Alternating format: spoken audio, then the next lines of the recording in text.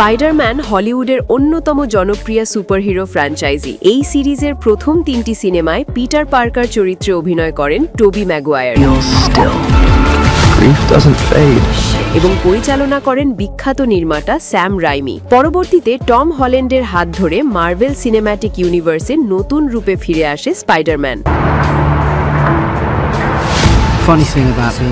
সম্প্রতি স্থানীয় সময় 19 ডিসেম্বর সিনেমাটির পরিচালক ডেস্টিন ড্যানিয়েল ক্রেটন সামাজিক যোগাযোগ মাধ্যমে ঘোষণা দেন স্পাইডারম্যান ব্র্যান্ড নিউ ডে এর শুটিং সম্পন্ন হয়েছে। এরপর দিন ইনস্টাগ্রামে দেওয়া এক পোস্টে তিনি পুরো টিমের প্রতি কৃতজ্ঞতা প্রকাশ করেন। পরিচালক ক্রেটন বিশেষভাবে প্রশংসা করেন টম হল্যান্ডের। তিনি বলেন, পর্দার ভেতরে এবং বাইরে তোমার উদার নেতৃত্ব এবং কাজের প্রতি নিষ্ঠার জন্য ধন্যবাদ। তিনি আরও যোগ করেন, দর্শকরা বড় পর্দায় এই সিনেমাটি দেখার জন্য তিনি নিজেও মুখিয়ে আছেন। ক্রেটনের মতে এটি তার ক্যারিয়ারের সবচেয়ে বড় ও ফলপ্রসূ কাজ হতে যাচ্ছে। এই সিনেমায় দর্শকদের জন্য রয়েছে একাধিক বড় চমক।